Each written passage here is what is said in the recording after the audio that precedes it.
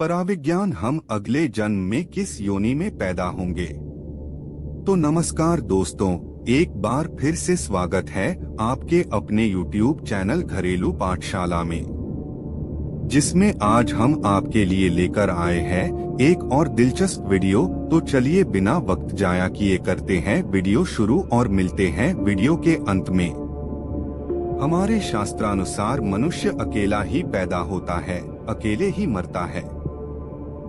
मनुष्य का धन वैभव सब यहीं ही छूट जाता है। मित्र और स्वजन श्मशान में छूट जाते हैं। शरीर को अग्नि ले लेती है। पाप पुण्य ही उस जीव के साथ जाते हैं। अकेले ही वह पाप पुण्य का भोग करता है, परंतु धर्म ही उसका अनुसरण करता है।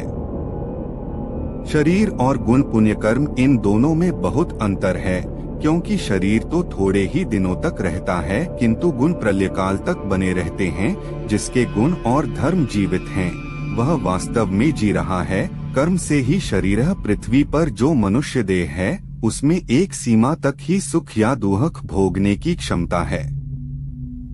जो पुण्य या पाप पृथ्वी पर किसी मनुष्य देह के द्वारा भोगने संभव नहीं, उनका फल जीव स्वर्ग या नरक में भोगता है। पाप या पुण्य जब इतने रह जाते हैं कि उनका भोग पृथ्वी पर संभव हो, तब वह जीव पृथ्वी पर किसी देह में जन्म लेता है। कर्मों के अवशेष भाग को भोगने के लिए मनुष्य मृत्युलोक में स्थावर जंगम अर्थात वृक्ष, गुल्म, झाड़ी, लता, बेल, पर्वत और तृण आदि योनि प्राप्त करता है। ये सब दुहकों के भोग की योनियां हैं। वृक्ष योनि में दीर्घकाल तक सर्दी गर्मी सहना, काटे जाने व अग्नि में जलाए जाने संबंधी दुहक भोगना पड़ता है।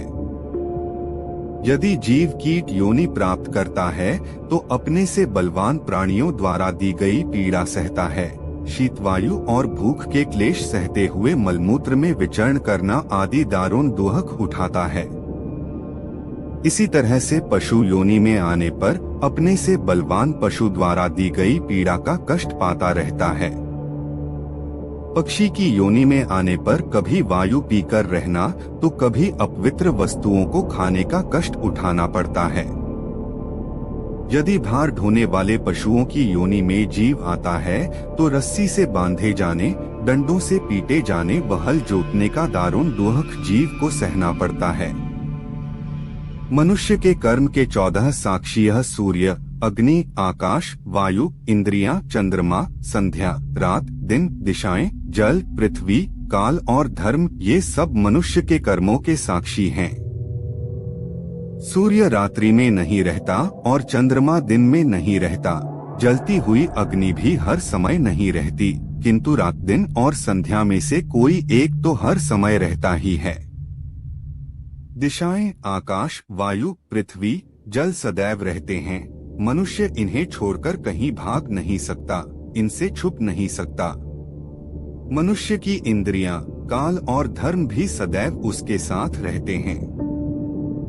कोई भी कर्म किसी न किसी इंद्रिय द्वारा किसी न किसी समय काल होगा ही। उस कर्म का प्रभाव मनुष्य के ग्रह नक्षत्रों व पंचमहाभूतों पर पड़ता है। जब मनुष्य कोई गलत कार्य करता है, तो धर्मदेव उस गलत कर्म की सूचना देते हैं और उसका दंड मनुष्य को अवश्य मिलता है। पाप और पुण्य, वेदों में जिन कर्मों का विधान है, वे धर्म पुण्य हैं और उनके विपरीत कर्म अधर्म कहलाते हैं।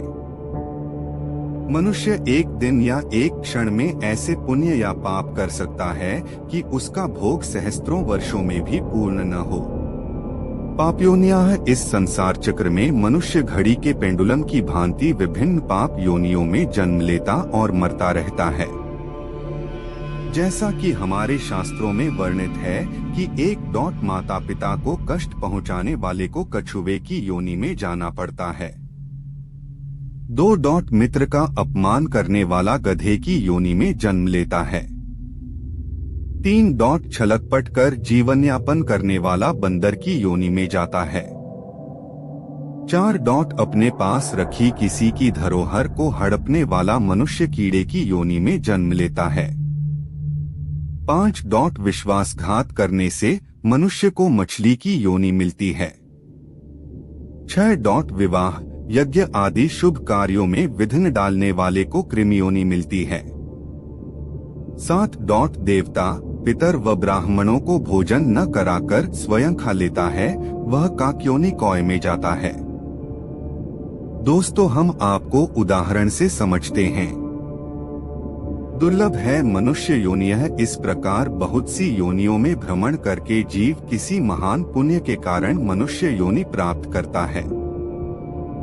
मनुष्य योनि प्राप्त करके भी यदि दरिद्र, रोगी, काना या अपाहिज जीवन मिले तो बहुत अपमान व कष्ट भोगना पड़ता है। इसलिए दुर्लभ मनुष्य जन्म पाकर संसार बंधन से मुक्त होने के लिए मनुष्य को भगवान विष्णु की सेवा आराधना करनी चाहिए, क्योंकि वे ही कर्मफल के दाता व संसार बंधन से छुड़ाने वाले मोक्षदाता हैं। भगवान विष्णु के जो स्वरूप हैं, उनकी भक्ति करने से मनुष्य संसार सागर आसानी से पार कर परमधाम को प्राप्त करता है। भक्तों का क्या होता है? भक्त अपने आराध्य के लोक में जाते हैं। भगवान के लोक में कुछ भी बनकर रहना सालोक्य मुक्ति है।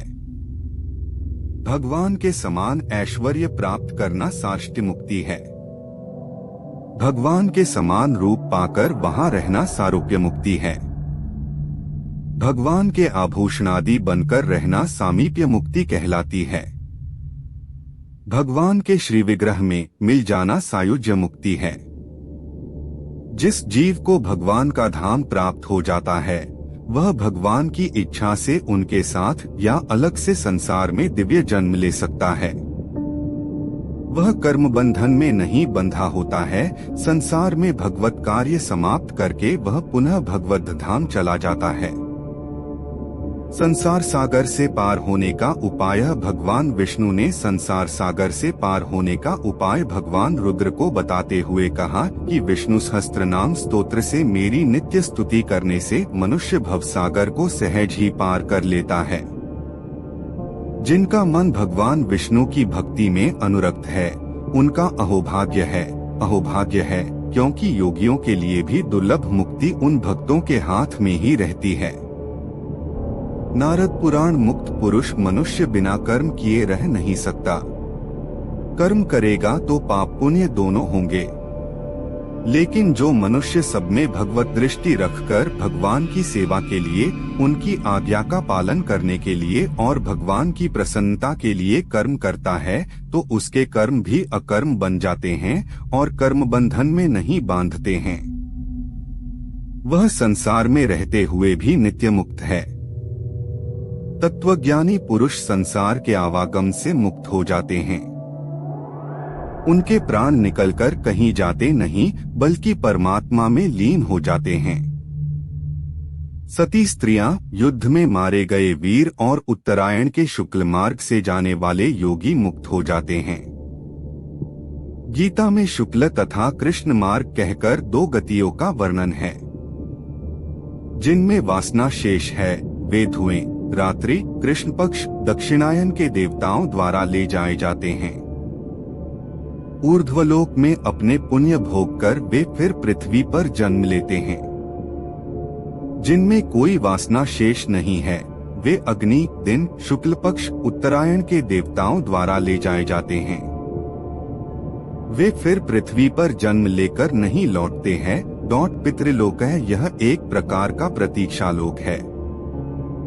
एक जीव को पृथ्वी पर जिस माता पिता से जन्म लेना है, जिस भाई बहन व पत्नी को पाना है, जिन लोगों के द्वारा उसे सुख दुख मिलना है, वे सब लोग अलग अलग कर्म करके स्वर्ग या नरक में हैं। जब तक वे सब भी इस जीव के अनुकूल योनि में जन्म लेने की स्थिति में न आ जाएं, इस जीव को प्रतीक्षा करनी पड़ती है। इसलिए पितृलोक एक प्रकार का प्रतीक्षालोक है। प्रेतलोक का यह नियम है कि मनुष्य की अंतिम इच्छा या भावना के अनुसार ही उसे गति प्राप्त होती है। जब मनुष्य किसी प्रबल राग, द्वेष, लोभ या मोह के आकर्षण में फंसकर देह त्यागता है, तो वह उस राग द्वेष के बंधन में बंधा आसपास ही भटकता रहता है। वह मृत पुरुष वायवीय देह पाकर बड़ी यातना भरी योनि प्राप्त करता है। इसीलिए कहा जाता है, अंतमति सो गति। हम माता लक्ष्मी से ये प्रार्थना करते हैं कि वो आप सभी पर अपनी कृपा बनाए रखें। अगर आपको वीडियो दिलचस्प लगी हो तो वीडियो को लाइक, चैनल को सब्सक्राइब और बेल आइकन दबाना ना भूले ताकि और ऐसी दिलचस्प वीडियोस आपके पास समय पर पहुंच सके। मिलते हैं अब अगली वीडियो में। जय हिंद, जय भारत, राधे राधे।